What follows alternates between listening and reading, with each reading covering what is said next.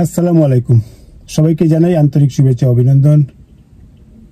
যে যেখান থেকে দেখছেন, টরেন্টো থেকে আমি ইকবাল আপনাদেরকে জানাচ্ছি সুস্বাগতম। আমরা প্রতিনিয়ত বিভিন্ন ব্যক্তিদেরকে নিয়ে কথা বলি, বিভিন্ন ব্যক্তির সফলতার গল্প শুনি, যারা ব্যবসায় সফল বা ব্যক্তিগতভাবে যারা তার সফলতা অর্জন করেছেন তাদের সফলতার আমরা গল্প শুনি এবং আপনাদেরকে শোনানোর চেষ্টা করি। আমরা কয়েকদিন আগে একজন ইন্টারন্যাশনাল স্টুডেন্ট নিয়ে কানাডায় আগমন এবং তার সাকসেস সেটি নিয়ে আমরা আলোচনা করেছি এবং আমরা বিশ্বাস করি সেখান থেকে আপনারা কিছুটা হলেও জানতে পেরেছেন এবং শিখতে পেরেছেন। প্রতিনিয়ত আমাদের একটা চেষ্টা থাকে সিলেক্ট টু কানাডা আপনাদেরকে কিছু ইনফরমেশন দেওয়ার, যে ইনফরমেশন থেকে আপনারা কিছু জানতে পারবেন, শিখতে পারবেন। আসলে এই বিষয়টি নিয়ে অনেক দিন ধরেই আমার কথা বলার ইচ্ছা এবং অনেকেই আমাকে মেসেঞ্জারে মেসেজ করে জানতে চাচ্ছেন যে এবং এই বিষয়ে আমি একটি ভিডিও করার জন্য, এই বিষয়ে একটি ভিডিও করে সবার উদ্দেশ্যে একটি তুলে ধরার জন্য।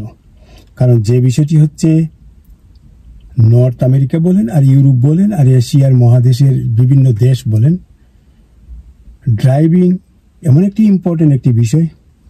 এই ড্রাইভিং ছাড়া আপনি বিদেশে পঙ্গু মানুষ যেমন তার একটি স্ট্রেচার ছাড়া, একটি বোর্ড ছাড়া চলতে পারে না, ঠিক তদ্রূপ ড্রাইভিং যদি না থাকে তাহলে আপনি বিদেশের মাটিতে একজন পঙ্গু মানুষের মতোই অবস্থা আপনার। তো ড্রাইভার ইনস্ট্রাক্টর অনেকেই আছেন, টরেন্টোতে আছেন, কানাডায় আছেন, পৃথিবীর বিভিন্ন দেশে আছেন। তো তেমনি একজন ব্যক্তি আমার ডান পাশে বসা মুশফিক ভুঁইয়া লিমন, যিনি বাংলাদেশেরই একজন সন্তান, বাংলাদেশের কুমিল্লাতে যার বাড়ি, দীর্ঘদিন ধরে কানাডায় আছেন এবং বিশেষ করে ড্রাইভিংয়ে তার প্রচুর অভিজ্ঞতা। তিনি ড্রাইভিং ইনস্ট্রাক্টর হিসেবে কাজ করছেন প্রায় 5 বছর ধরে। বাট আমারই ব্যর্থতা, কাউকে না কাউকে নিয়ে কথা বলা আরও আগে উচিত ছিল, কারণ ড্রাইভিং ইনস্ট্রাক্টর যিনি হন তার কাছ থেকে অনেক কিছু জানার আছে। তো আপনাকে মুশফিক ভুঁইয়া, আপনাকে আমাদের চ্যানেলে স্বাগতম। ধন্যবাদ ইকবাল ভাই। আপনি আজকে আমাদের এই চ্যানেলে আপনার আগমন, অবশ্যই আমরা বিশ্বাস করি আমাদের অগণিত দর্শক যারা আছেন পৃথিবীর বিভিন্ন জায়গায় ছড়িয়ে ছিটিয়ে, বিশেষ করে কানাডায় যারা আছেন, তারা আপনার আজকের এই কথাগুলা শুনলে তারা উপকৃত হবেন। তো প্রথমে আমি যে জিনিসটি জানতে চাই, ড্রাইভার ইনস্ট্রাক্টর হতে হলে কোন কোন ক্যাটাগরি পাস করে একজন ড্রাইভার ইনস্ট্রাক্টর হতে হয়, এটা যদি আমরা আপনার কাছ থেকে প্রথমে একটি জানতে পারি তাহলে আমার বিশ্বাস যারা ভবিষ্যতে ড্রাইভার ইনস্ট্রাক্টর হতে চান তারা অন্ততপক্ষে আপনার কাছ থেকে এই জিনিসটি জানতে পারলেন। আমরা আরো বিষয় নিয়ে আলোচনা করব, বাট প্রথমে এই জিনিসটি আমরা আপনার কাছ থেকে জানতে চাই। ইকবাল ভাই, আপনাকে ফার্স্ট অফ অল ধন্যবাদ জানাই আমাকে এই পেজে আমন্ত্রণ জানানোর জন্য। তো আপনি যেই কোয়েশ্চেনটা আমাকে করেছেন, যেটা হচ্ছে যে একজন মানুষ যদি ড্রাইভিং ইনস্ট্রাক্টর হতে চায় তাহলে তার কি কি করণীয়, স্টেপগুলো কি। তো ফার্স্ট অফ অল তার হচ্ছে আপনার মিনিমাম 5 বছরের ড্রাইভিং এক্সপিরিয়েন্স থাকতে হবে। আমাদের এখানে লাইসেন্সের 3টা ধাপ। G1 যেটা হচ্ছে লার্নার্স বাংলাদেশে বলি, তারপর হচ্ছে G2 এখানে যেটা বলে যে লোকালে চালানোর জন্য, আর একটা হচ্ছে ফুল লাইসেন্স, এটা হচ্ছে আপনি হাইওয়েতে চালানোর যেই লাইসেন্সটা দেওয়া হয়। তারপর হচ্ছে অন্যান্য যেমন লরি চালানোর জন্য, ট্রাক্টর চালানোর জন্য, এগুলো হচ্ছে স্পেসিফিক কিছু লাইসেন্স আছে। তো to be a driving instructor you have to have full G license first of all. আপনার ওই লাইসেন্সে 4 বছরের অভিজ্ঞতা থাকতে হবে, আর এই অভিজ্ঞতাটা যদি আপনার ব্যাক হোম থেকেও থাকে সেটাও কাউন্টেবল। তারপরে হচ্ছে আপনি যেটা করবেন যে একটা কোর্স করতে হয়, আপনাকে স্কুলে যেতে হবে 1 মাসের একটা কোর্স, যেই কোর্সটা হচ্ছে আপনার ইন ক্লাস প্লাস হচ্ছে ইন কার, দুইটাই ওরা আপনাকে ট্রেনিং দেওয়াবে। ওইটার পর হচ্ছে আপনি সাকসেসফুলি শেষ করার পর আবার আপনাকে নলেজ টেস্টে যেতে হবে, G1 যেটা। তারপরে হচ্ছে আপনার আবার হাইওয়ে ফুল G ইনস্ট্রাক্টরের জন্য যেই ড্রাইভিং টেস্ট, ওইটা দিতে হবে। এই হলো আপনার স্টেপগুলো শেষ হলো। তারপরে আপনার হচ্ছে পুলিশ ক্লিয়ারেন্স মিনিস্ট্রিতে পাঠাতে হয়। তো আফটার অল দোজ থিংস আপনি এখানে যখন কমপ্লিট করবেন তখন হচ্ছে আপনি লাইসেন্সের জন্য অ্যাপ্লাই করতে পারবেন। Then you become a licensed driving instructor in Ontario, Canada. But আমরা বুঝতে পারলাম দীর্ঘ একটি প্রক্রিয়ার বিষয়, অনেকগুলো ধাপ পাস করে ড্রাইভার ইনস্ট্রাক্টর হতে হয়, সেটি আমরা জানলাম। এটি আসলে শেষের প্রশ্ন শুরুতেই আমরা করে নিয়েছি। আপনার তো অনেক অভিজ্ঞতার ঝুলি আপনার অনেক বড়। তো ড্রাইভিং লাইসেন্স পেতে হলে মনে করেন আমি এসেছি কানাডায়, তো আমাকে কোন কোন স্টেপগুলা আমাকে পার করতে হবে? ধন্যবাদ এখানে আপনার প্রশ্নের জন্য। আপনি যদি নিয়ত করলেন যে আপনি G1 নেবেন, তো আপনাকে কি করতে হবে? ওদের মিনিস্ট্রি অ্যাপ্রুভ কিছু কোয়েশ্চেন আছে, সাইন আছে, এগুলো আপনি স্টাডি করলেন। স্টাডি করে আপনি পরীক্ষা দিতে গেলেন, এটা কোনো নলেজ টেস্ট বলে। এই যে নলেজ টেস্টে গেলেন, ওইটাতে সাইনই হচ্ছে আপনার 20 মার্কস, আর হচ্ছে রুলসে হচ্ছে 20 মার্কস। আপনার 20 কোয়েশ্চেন আছে। Out of 20 question each sector you have to correct 16। So 16 করে আপনি কারেক্ট করলেন। তারপরে এটা এভরিথিং ইজ কম্পিউটারাইজ। আপনি প্রথমে গেলেন, যাওয়ার পরে আপনি রেজিস্ট্রেশন করলেন, আপনার নাম দিলেন, আপনার পরিচয় আপনার প্রোফাইল ক্রিয়েট করলো, করে আপনি নির্দিষ্ট পরিমাণ ফি দিয়ে তারপরে আপনি সেম ডেতেও পরীক্ষা দিতে পারেন, অথবা আপনি পরে প্রিপারেশন নিয়ে পরীক্ষা দিতে গেলেন। পরীক্ষা দেওয়ার জন্য আপনি কম্পিউটারে বসবেন, সময় আনলিমিটেড, কোনো নির্দিষ্ট কোনো সময় নেই। 20-40 কোয়েশ্চেন আসবে। প্রথমে সাইনের পরীক্ষা, সাইন আপনি ডান, তারপরে রুলসের স্ক্রিন আসলো, রুলসে আপনি 20 এক্সাম দিলেন। দেওয়ার পরে আপনি দেখা গেল যে আপনি পাস হয়ে গেছেন। তো আপনি পাস হওয়ার সাথে সাথে ওদের কাছে নোটিফিকেশন চলে যায় ওদের স্ক্রিনে যে আপনি পরীক্ষা কমপ্লিট করে ফেলছেন এবং আপনি pass, you care the marks. তো যাওয়ার পরে ওরা সাথে সাথে আপনাকে প্রিন্ট করে একটা কাগজের একটা টেম্পোরারি একটা লাইসেন্স দিয়ে দেয়, এটাই আপনার G1। সো ওরা যখন এটা দেওয়ার সময় বলে যে within 3 to 4 weeks you will receive your plastic card, the G1 license on your mailbox. So আপনি G1 পেয়ে গেলেন। আমরা বুঝতে পারলাম G1 আমরা যে প্রক্রিয়াগুলো সম্পন্ন করে আমরা G1 আমরা পাবো, সেটি আপনার কাছ থেকে জানলাম। বাট G1 পাওয়ার কতদিন পরে? এখানে তো 3টি স্টেপ, G1, G2, G হচ্ছে ফাইনাল স্টেপ। G1 আমি পেলাম, তাহলে G2 পেতে আমার কতদিন আমাকে অপেক্ষা করতে হবে? এর মধ্যে আমাকে ক্লাস করতে হবে কি? খুব ভালো একটা কোয়েশ্চেন করেছেন ইকবাল ভাই। আপনি G1 পাওয়ার পরে আপনাকে 1 বছর ওয়েট করতে হয়, যে ওয়েটিং টাইম। আপনি যে পরীক্ষা 1 বছর যেদিন থেকে আমি G1 পাবো সেদিন থেকে, এক্স্যাক্টলি যেদিন থেকে আপনি G1টা ইস্যু হলো ওই দিন থেকে আপনি 1 বছর পরে আপনি রোড টেস্ট দিতে পারবেন। এই সময়ের মধ্যে আপনি প্র্যাকটিস করলেন যখনই সময়। তবে এইখানে একটা কথা আছে, এই G1 পাওয়ার পরে আপনি যদি যে ড্রাইভিং স্কুলে ড্রাইভিং শিখতে যাবেন, ওদের কাছে একটা আপনার ডিফেন্সিভ ড্রাইভিং এর একটা কোর্স হয়, যেটা হচ্ছে আপনাকে স্টাডি করতে হবে, ভিডিও দেখায়, সবকিছু মিলে আপনি যদি এই কোর্সটা করেন তাহলে ওরা ধরে নেয় যে আপনার মানে নলেজ আছে, you gain some knowledge. So they're giving you like less time, less waiting time. What is it? Like, you can go for the actual road test after 8 months instead of 12 months. মানে 1 বছরের জায়গায় আপনি 8 মাস পরে আপনি G1 actual road টেস্টে যেতে পারবেন। এটাই হচ্ছে আপনার ওয়েটিং টাইম। আর এখানে আবার একটা কথা আছে যে কারো যদি ব্যাক হোমের এক্সপিরিয়েন্স থাকে তার জন্য আবার ওয়েটিং এর পিরিয়ডটা মানে এক্সাম্পটেড হয়ে যায়, তার ওয়েট করতে হবে না if that guy has like 2 years experience from back home. আমরা শুরু করছি এখানে, আমরা জানি না, আমরা দেশে আমাদের কোনো লাইসেন্স, আমার কোনো লাইসেন্স নাই দেশে। আমি শুরু করছি এই যাত্রায়। আমাকে প্রথম G1 পাস করলাম। G1 পাস করার পরে I have to be wait the 12 month or 8 month আমি ওয়েট করলাম। বাট সেখানে আমাকে কোনো ইনস্ট্রাক্টরের মাধ্যমে, অভিজ্ঞ কোনো প্রশিক্ষকের মাধ্যমে আমাকে ক্লাস করতে হবে, ড্রাইভিং শিখতে হবে on the road practically. Well, this is a really good question. It's not mandatory যে আপনাকে একজন ইনস্ট্রাক্টরের দিয়েই আপনাকে শিখতে হবে, but it's good to have an instructor because those people are like knowledgeable. They are trained. They know what you're gonna be facing like during your exam, like road test.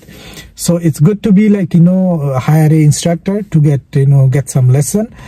Otherwise আপনার যদি family member থাকে, friends থাকে যাদের 5 বছরের বেশি G licence আছে, you can get some lesson from them also. They can also teach you. but most of the people, what they do, like, the instructor car is like well equipped, like, their secondary আছে, ওদের যেহেতু skilled আছে, knowledge আছে, they know what to do, what not to do. So most of the people, they go to the school and they hire like instructor to get some lessons before they go for the road test. আপনার উত্তরের পাশাপাশি আমি একজন প্রশ্নকর্তা হিসাবে আমি ওই জায়গায় আমি আরেকটু অ্যাড করতে চাই। আমার মতামত হচ্ছে, আমার পরামর্শ হচ্ছে যেহেতু আমিও এই জায়গায় প্রায় 6 বছর ধরে আছি এবং আমারও জি লাইসেন্স আছে, আমার পরামর্শ থাকবে যারা G2 পাওয়ার জন্য, যারা G1 পাওয়ার পরে যারা G2 পাওয়ার জন্য কাজ করবেন বা যারা করবেন, উনি তার উদার মানসিকতার পরিচয় দিয়ে সেটি উনি বলেছেন যে কাউকে দিয়ে, পরিচিত কাউকে দিয়ে জি লাইসেন্সদারি, তার মাধ্যমে সেটি শিখে নিতেও পারবেন। এটা নট ম্যান্ডেটরি ইনস্ট্রাক্টর। আমি বলবো ম্যান্ডেটরি ইনস্ট্রাক্টর। কেন? কারণ ইনস্ট্রাক্টর যিনি হন, তিনি দীর্ঘ সময় একটি ক্লাস করেন, তার একটি ক্লাস থাকে, তার একটি সেশন থাকে। সেই ক্লাসে তিনি পুরোপুরি যখন রুল, সাইন এবং রোডের ক্ষেত্রে পুরো অভিজ্ঞতা যখন অর্জন করেন, তখনই তাকে পাস্ট সার্টিফিকেট দেওয়া হয়। তো সে যখন এত কষ্ট করে পড়ালেখা করে পাস করে, তখন সে ইনস্ট্রাক্টর হয়। আর এই ইনস্ট্রাক্টরের মাধ্যমে যদি আমি ক্লাস করি, আমি শিখি, G2 পরীক্ষা দেই, তাহলে আমাকে ইজিলি সেই জায়গায় পাস করা আমার পক্ষে সম্ভব হবে আমি মনে করি। তা আমি সেই ক্ষেত্রে আমার পরামর্শ থাকবে, যারা নতুন, যারা G2 পাওয়ার জন্য অপেক্ষায় আছেন, তারা অবশ্যই কাউকে না কাউকে একজন ইনস্ট্রাক্টর নিয়ে, একজন ভালো ইনস্ট্রাক্টরের মধ্যে আবার তফাৎ আছে। অনেক ইনস্ট্রাক্টর টাইম কিলিং করেন, অনেক ইনস্ট্রাক্টর বেশি ক্লাস নেন, যেটি তার পার আওয়ারের একটি হিসাব মাথায় রেখে বেশি ক্লাস নেন। এটাও একটি বিষয়, এটাও চিন্তা করবেন। বাট ইনস্ট্রাক্টরের মাধ্যমে ক্লাস করবেন। ওকে, আমরা G2 পাস করলাম, আমি G2 পাস করলাম, দেন আমার প্রক্রিয়া কি? তাহলে আমি কি ফাইনাল, আমি গোলের দিকে যাচ্ছি, আমি কি আমার মূল লক্ষ্যের দিকে যাচ্ছি, ড্রাইভিং যেটা পাস করার? জিতে যেতে আমাকে আরো কতদিন অপেক্ষা করতে হবে এবং আমার কি কি স্টেপ গুলা পার করতে হবে? ওয়েল, আপনি G2 নেয়ার পরে আপনাকে 1 বছর ওয়েট করতে হবে in order to go for the G road test, because G হচ্ছে আপনার হাইওয়ে। সো আপনার 1 বছর ওয়েট করতে হবে। ওইখানে কোনো এক্সামশনের কোনো ওয়ে নাই unless otherwise you have some previous experience. জি পাওয়ার জন্য আমাকে 1 বছর অপেক্ষা করতে হবে, কিন্তু তার মধ্যে তো আমাকে ক্লাস করতে হবে। ইয়েস, আমাকে ক্লাস করতে হবে, না হলে তো আমার জি পাস করা কঠিন হবে। কারণ জি তো একটি বড় লাইসেন্স, কানাডার জন্য একটি বিশাল অর্জন ড্রাইভিং এর ক্ষেত্রে। তো জি পাস করতে হলে আমার জানা মতে হাইওয়েতে ক্লাস করতে হয়। সেই ক্ষেত্রে অবশ্যই একজন অভিজ্ঞ ইনস্ট্রাক্টরের দরকার। ওয়েল, ইকবাল ভাই, আপনি thank you for bringing up those things. অন্টারিওতে যেটা হচ্ছে, আমি একটু আগে বললাম যে G2 র জন্য you can, your friends or family members can teach you, train you if they have like more than 5 years G license.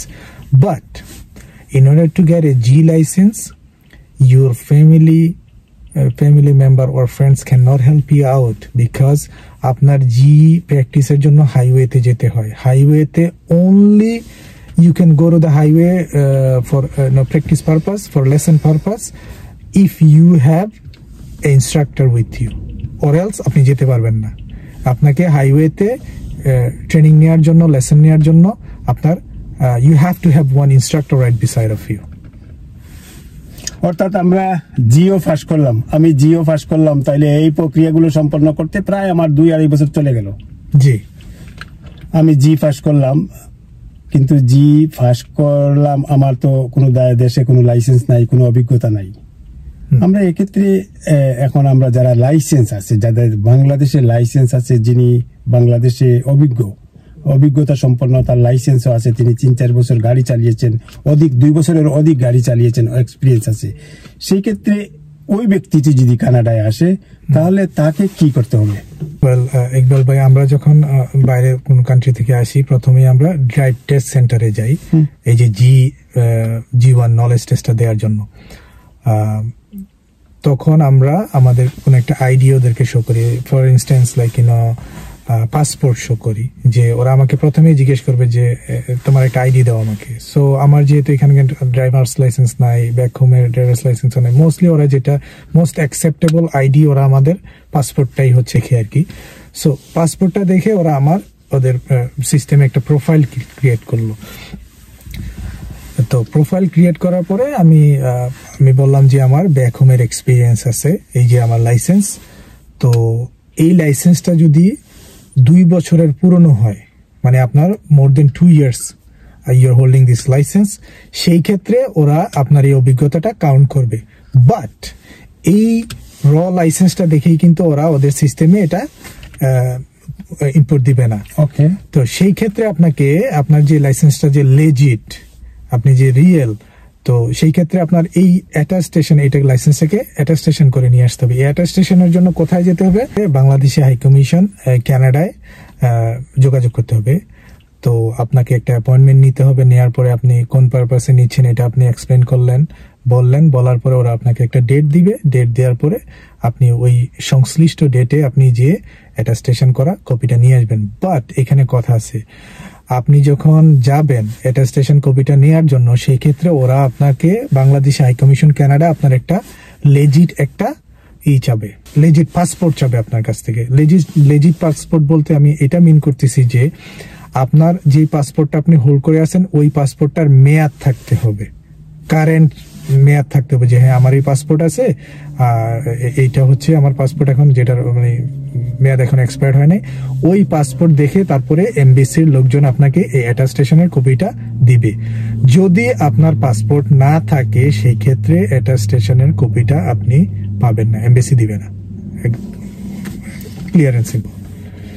অর্থাৎ যাদের এক্সপিরিয়েন্স থাকবে বাংলাদেশে 2 বছরের অধিক, তারা ওই G1 পরীক্ষার পরে ওইটি যেটি যে সেন্টারে পরীক্ষা দিবে ওই সেন্টারে ওই এক্সপিরিয়েন্সের ওইটি দেখাবে। হ্যাঁ, এক্সপিরিয়েন্সের পেপারটা এনে, অ্যাটাস্টেশন কপিটা এনে ওই অফিসে ড্রাইভ টেস্ট সেন্টারে যখন নিয়ে এটাকে দেখাবে যে হ্যাঁ this is my the attestation copy from my embassy that showing like I have 2 years or more than 2 years I have experience। ওরা তখন এই অ্যাটাস্টেশন কপিটা পেপারটা প্লাস আপনার ফিজিক্যাল যেই লাইসেন্সটা ব্যাক হোমের, ওই দুইটা দেখে ওরা যাচাই করে তারপরে তখন আপনার এই অভিজ্ঞতাটা আপনার প্রোফাইলে অ্যাড করে দিল। রাইট, প্রোফাইলে অ্যাড করার পরে since you have 2 years experience from back home, ওরা আপনাকে বলবে যে now you can go for G2 the exam or G directly. For you you don't have to like wait 1 year or 2 years whatsoever. You can directly go for like for the road test very next day. It depends on you. If you feel confident you can go very next day, or if you feel like since I have like driven in back home, the rules are here a little bit different, so it's better to take some lesson from an instructor, get familiar and get used to of the old rules and regulations, signs, and then like you go for the test, get your G2 license, or in the first shot you can go for the highway also. It depends on you. আমরা বুঝতে পারলাম G1 পরীক্ষার পূর্বে আপনার অভিজ্ঞতার যে certificate, অভিজ্ঞতার যে লাইসেন্স, সেটি আপনার পরামর্শ হচ্ছে বাংলাদেশ হাই কমিশন কানাডা। যদি আপনি টরেন্টোতে থাকেন টরেন্টো অফিস, মন্ট্রিয়ালে থাকলে মন্ট্রিয়ালে অফিস, অর্থাৎ আপনি যেখানে থাকেন সেই অফিসে গিয়ে আগে অ্যাটাস্টেশন করে নিয়ে এসে তারপরে ওই G1 পরীক্ষার সময়টা দিতে হবে। এক্স্যাক্টলি, G1 এর পরীক্ষার দিনও দিতে পারেন, অথবা whenever you are making your profile তাদেরকে ইনফর্ম করবেন আপনি। এক্স্যাক্টলি, ওদের কাছে আমার আছে। জি, বাট আপনি আগে থেকে অ্যাটাস্ট করে নিয়ে আসলে আপনার কাজ সহজ হবে, এটাই তো। এক্স্যাক্টলি। আমরা আপনার কাছ থেকে গুরুত্বপূর্ণ আলোচনা, এবং এই বিষয়টি এত বেশি গুরুত্বপূর্ণ আজকের পরে আমরা বিশ্বাস করি যারা কানাডায় আছেন বা ইউরোপের দেশে আছেন বা নর্থ আমেরিকা বা অন্যান্য দেশে আছেন তাদের জন্য খুবই কাজে লাগবে আপনার এই পরামর্শ। আমরা প্রায় শেষের দিকে চলে এসেছি। আমরা আপনার কাছ থেকে সকল অভিজ্ঞতার কথা শুনলাম, এবং এই দেশে G1 G2 G লাইসেন্স পেতে কি কি ধাপগুলো পার করতে হয় এবং অভিজ্ঞতা সম্পন্ন যারা আছে, যাদের লাইসেন্স আছে, তাদের স্টেপগুলো আমরা জেনে নিলাম। আপনি একজন ড্রাইভিং ইনস্ট্রাক্টর, আপনি টরেন্টোতে দীর্ঘদিন ধরে ড্রাইভিং মানুষকে শিখাচ্ছেন, নতুন যারা আছে, এবং খুবই দক্ষতার সাথে আপনি শিখাচ্ছেন, সেটি আমি জানি এবং বিভিন্ন জন আপনার সেই রিভিউ দিয়ে থাকে, বলে যে মুশফিক ভুঁইয়া লিমন খুব সুন্দরভাবে শিখান, আমরা খুবই হ্যাপি। তো সেই ক্ষেত্রে আপনার একটা সুযোগ আছে, যেহেতু আমাদের চ্যানেল, আজকে আপনি এখানে আমাদের অতিথি হয়ে এসেছেন, আপনার নিজস্ব বক্তব্য, আপনি এতক্ষণ আমি প্রশ্ন করেছি, আপনি উত্তর দিয়েছেন, এখন আপনার নিজের সম্বন্ধে কিছু বলার, যে আপনার যে প্রফেশন, আপনি যে জায়গায় কাজ করছেন, এই জায়গায় কাজের বিষয়গুলো আপনি সংক্ষিপ্তভাবে তুলে ধরা, সবার উদ্দেশ্যে সবাই জানতে পারলো, এবং আপনাকে যোগাযোগ কিভাবে করবে, আপনাকে মানুষ পাবে কিভাবে, আজকের পরে হয়তো অনেকে যোগাযোগ করতে চাইবে আপনার মতো একজন মানুষ, একজন অভিজ্ঞ সম্পন্ন মানুষের কাছে শিখার জন্য সে আপনাকে খুঁজবে, তো সেক্ষেত্রে সে পাবে কিভাবে। তো এটা যদি আপনি সংক্ষিপ্তভাবে আপনার যে এই যে ড্রাইভিং ইনস্ট্রাক্টর হিসেবে যে আপনি কাজ করছেন, এটা যদি আপনি একটু বর্ণনা করতেন সংক্ষিপ্তভাবে। প্রথমে আমি আমার কন্ট্যাক্ট নাম্বারটা দিয়ে দিচ্ছি। আমার কন্ট্যাক্ট নাম্বার হচ্ছে 416-731-6896। এগেইন 416-731-6896। আমি ইনস্ট্রাক্টর হিসাবে আমার ক্যারিয়ার হচ্ছে 5 বছরের, আর আমি টরন্টোতে ড্রাইভ করে হচ্ছে ইটস বিন 16 ইয়ার্স। 16 ইয়ার্স। আমি এখানে আসার পরে আমার বাংলাদেশ থেকে আমার ড্রাইভিং শিখা ছিল, আমি বিআরটি থেকে ড্রাইভিং শিখে লাইসেন্স নিয়ে সার্টিফিকেট নিয়ে আমি এখানে আসছিলাম। বাট আমি যেটা করিনি সেটা হচ্ছে আমি বাংলাদেশের এক্সপিরিয়েন্স এখানে শো করিনি। You know why I did not show it? Because I wanna learn it properly. We know how they teach us in back home, there is no rules, no regulation, no respect, nothing at all when you drive in the street or when you walk in the street. But here, so from that point of view, I wanted to learn it from from the scratch. That's why I took whatever lesson I was required, I took twice of them, almost double. So and then I started driving after 1 year, and so still now I'm driving. So being an instructor, ami mone kori jeta manush, when you drive, you're driving on your own, you're driving yourself, you're driving your your friends and family members. It's it's not a joke. You gotta be serious, and it's a life and death situation, right? Just because of silly mistake, it could be the life would be upside down. So that's why people has to take it very seriously, learn it properly. When I teach my student, I teach them they are my own people, and tomorrow they're gonna be they're gonna be drive right beside of me. If they make any mistake, I have to pay out for that thing, for their mistake. So I don't cut any corners. I take full responsibilities, and I teach whatever 16 years experience I gain, I try to give them every single detail, and there is no cut corners or whatsoever. If you take one extra lesson, this experience stays with you, and you are applying that experience to be a good driver, better driver. You are keeping yourself safe, your family safe, the whole society safe. So I would recommend you find somebody who cares, who take the full responsibilities when they teach you. So as Iqbal bhai asked me tell about myself, so yes. I would say whenever I teach my student, I take the full responsibilities. This is what I can tell you guys, so whatever experience I have, I put them everything. I try. আপনারা শুনতে পারলেন, self introduction দেওয়ার সময় উনি অনেক কথাগুলো বললেন, এবং একটা রেসপন্সিবিলিটির জায়গা, যে ড্রাইভিং ইনস্ট্রাক্টর, এই যে ইনস্ট্রাক্টর, তার একটা রেসপন্সিবিলিটির জায়গাটুকু তিনি বলে দিলেন। শুধু নট অনলি তার বিষয়টি, এই যে ড্রাইভার ইনস্ট্রাক্টরের রেসপন্সিবিলিটির জায়গাটা বলে দিলেন। সেই ক্ষেত্রে তিনি কিভাবে রেসপন্সিবল পার্সন হিসেবে কাজ করেন বা ড্রাইভিং শিখান, সেটিও বলে দিলেন।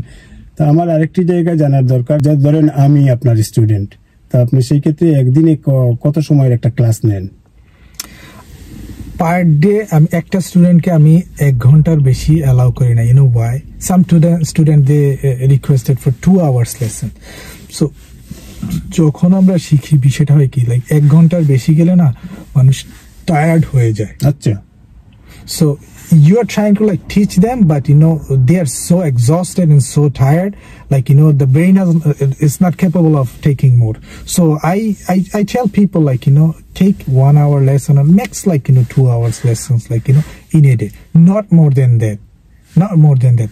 You know, before you execute, like you know the rules, and listen to your instructor, what they're telling you to do it, how to do it. Then you slowly execute it. Like you know, nobody is like perfect. You know, the practice makes us perfect, right?